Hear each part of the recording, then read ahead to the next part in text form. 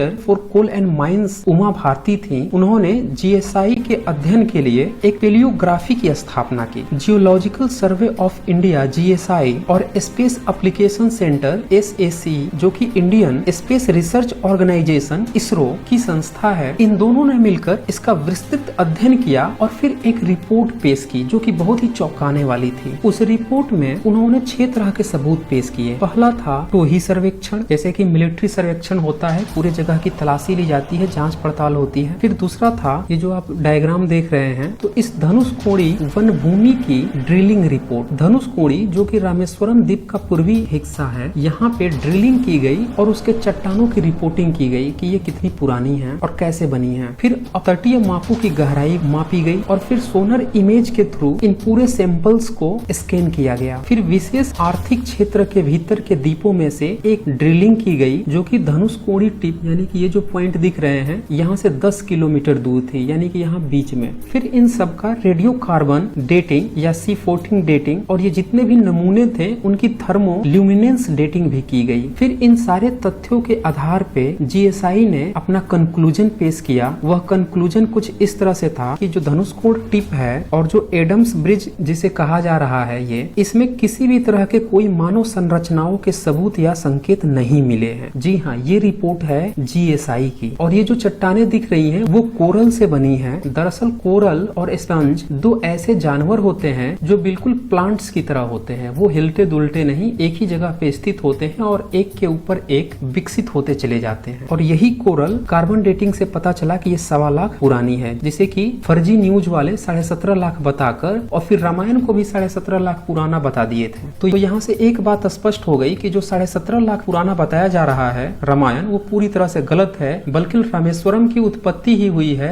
1.25 लाख साल पहले। फिर जो भारतीय गवर्नमेंट के द्वारा पालियोग्राफिक स्टडी के लिए जो सेंटर एस्टेब्लिश किया गया था, पालियोग्राफिक का मतलब होता है एंशिएंट और हिस्टोरिकल स्टडी। तो इस स्टडी से यह पता लगा समुद्र का जो स्तर है वो डे बाई डे बढ़ते जा रहा है और लगभग 6000 से 7000 साल पहले समुद्र का स्तर वर्तमान स्तर से 17 मीटर नीचे था, जिससे कि ये जो जुड़ाव आपको दिख रहा है ये थोड़ा सा प्रदर्शित हुए होंगे। फिर 10,000 साल पहले चले जाएं तो उस समय 60 मीटर नीचे था जल स्तर, और उससे भी पहले चले जाएं यानी कि 20,260 साल पहले, तो उस समय जितने भी माउंटेन्स थे उन पे बहुत ज्यादा ग्लेशियर थे, हिमखंड थे, और इस कारण जो समुद्र का स्तर था वो 118 मीटर तक नीचे था। यानी कि ये जो रामेश्वरम आप दिख रहे हैं और ये जो श्रीलंका का तलाई मन्नार दिख रहे हैं, इनके बीच में जो जुड़ाव है वो 18,000 साल से 7,000 साल के बीच में दिखाई दिया होगा। तो इससे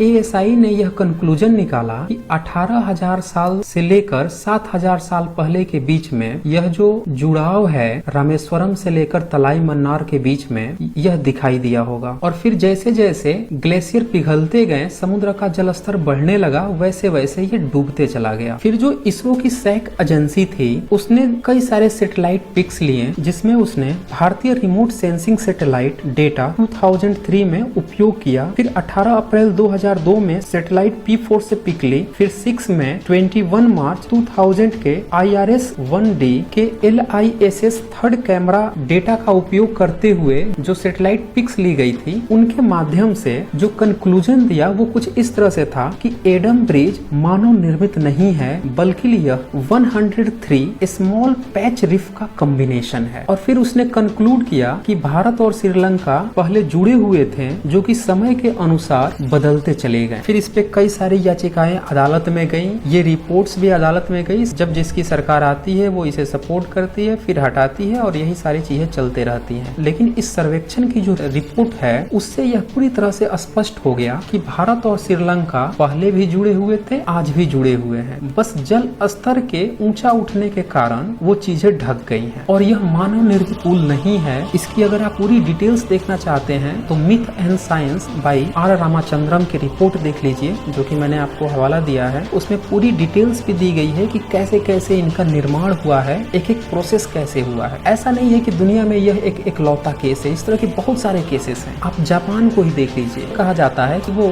सैकड़ों छोटे छोटे द्वीपों का समूह है और ये सारे छोटे छोटे द्वीप आपस में जुड़े हुए हैं, लेकिन जल स्तर बढ़ने के कारण वो अलग अलग प्रतीत होते हैं। इसी तरह से फिलीपींस में भी है और भी तमाम उदाहरण है। जैसे हवाई द्वीपों में जो आइलैंड है, सेंट हेलेना में भी आप देख सकते हैं। कैरेबियन देशों में इस तरह के पूरे द्वीपों की एक श्रृंखला है। दक्षिण अमेरिका महाद्वीप के दक्षिणी सिरे पर भी कोरल रिफ्स पाए गए हैं। इस तरह से हम देखते हैं कि जो ASI ने रिपोर्ट दिया, GSI ने रिपोर्ट दिया, सैक ने रिपोर्ट दिया और जो नासा ने रिपोर्ट दिया, इन सबको मिलाकर यह पता चलता है कि जिस भारत और श्रीलंका के बीच के जुड़ाव को राम सेतु बताया जा रहा है या एडम्स ब्रिज बताया जा रहा है, वह मानव निर्मित नहीं है। और जो इसे बताया जा रहा है कि यह 17.5 लाख पुराना है, जिस कारण से रामायण को भी बताया जा रहा है कि वो भी 17.5 लाख पुराना है, वो भी पूरी तरह से फर्जी साबित हुआ, क्योंकि नासा ने ऐसा कुछ भी नहीं किया है। जबकि नासा के नाम पर यह चीज प्रचारित की जा रही है, जो कि पूरी तरह से गपोड़पंथी है।